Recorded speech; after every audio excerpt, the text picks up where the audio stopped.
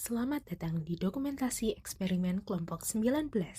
Kami melakukan eksperimen menggunakan suhu level marble run atau lintasan kelereng dua tingkat untuk menguji hukum Newton, konservasi energi mekanik, dan momentum. Adapun anggota kelompok kami adalah Azman Zidni Fadilah, Eni Asanu Nadia, Galip Abid Farel, dan Mangihut Tua Simbolon.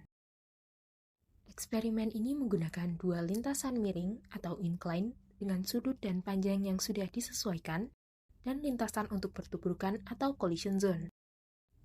Kami melakukan observasi terhadap kecepatan, energi, dan momentum dari objek yang digunakan selama percobaan, yakni kelereng dan bola pingpong.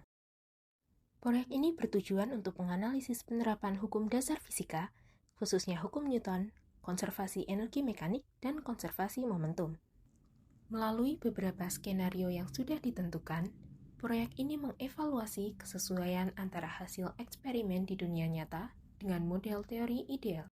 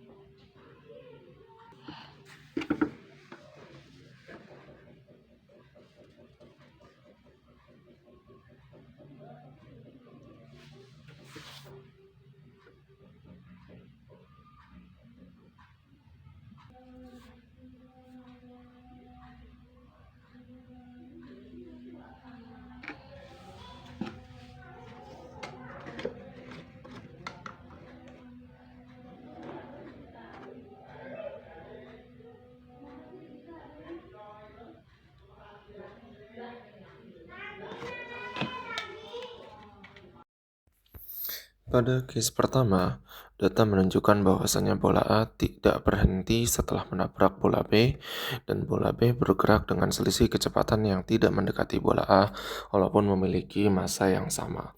Hal tersebut dapat terjadi karena tumbukan antara bola A dan bola B tidak sejajar, sehingga momentum bola tidak habis dan masih bersisa yang menyebabkan bola A masih bergerak setelah tumbukan. Baik, pada kasus kedua ini, grafik menunjukkan bahwa momentum setelah tumbukan selalu lebih besar daripada momentum sebelum tumbukan pada hampir semua percobaan. Ini menandakan adanya perubahan kecepatan signifikan setelah tumbukan. Untuk energi kinetik, terlihat bahwa energi kinetik setelah tumbukan cenderung lebih besar dibandingkan sebelum tumbukan, baik pada kelereng maupun bola pingpong. Namun, nilainya tidak konstan dan berfluktuasi antara percobaan yang kemungkinan disebabkan oleh variasi kondisi awal seperti posisi awal, sudut tumbukan, atau kehilangan energi ke lingkungan. Secara umum, grafik menunjukkan bahwa tumbukan tidak sepenuhnya elastis karena energi kinetik tidak selalu terjaga secara konsisten, meskipun momentum sistem tetap mengalami peningkatan setelah tumbukan. Pada percobaan ketiga ini, kelereng penabrak akan menabrak dua kelereng yang berdempetan yang akan bergerak menuju lintasan dan target yang berbeda. Berdasarkan hasil pengukuran data, kecepatan kelereng 1 dan kelereng 2 setelah tumbukan menunjukkan variasi yang cukup besar dalam setiap percobaan. Pada beberapa percobaan, kelereng 1 memiliki kecepatan lebih besar, sementara pada percobaan lain, kelereng 2 bergerak lebih cepat. Hal ini menunjukkan bahwa momentum awal dari kelereng penabrak tidak terdistribusi secara simetris, melainkan terbagi ke kedua kelereng dengan proporsi yang berbeda pada setiap percobaan. Hal ini disebabkan oleh sudut tabrakan dari kelereng penabrak yang mengakibatkan proporsi berbeda pada setiap percobaan dalam distribusi momentum. Pada percobaan 4 ini, kelereng penabrak akan menabrak bola pingpong dan kelereng yang didempetkan yang kemudian bergerak menuju lintasan dan target yang berbeda. Berdasarkan dasar hasil pengukuran, terlihat bahwa kecepatan bola pingpong setelah tumbukan cenderung lebih besar dibandingkan dengan kecepatan kelereng karena massa pingpong relatif lebih kecil. Hal ini dapat diamati dari nilai kecepatan bola pingpong yang pada beberapa trial mencapai nilai yang relatif tinggi, sementara kecepatan kelereng pada rentang yang lebih kecil. Tapi ada beberapa kasus di mana kelereng lebih cepat daripada pingpong karena sudut tabrakan dari kelereng penabrak yang mengakibatkan distribusi momentum tidak merata.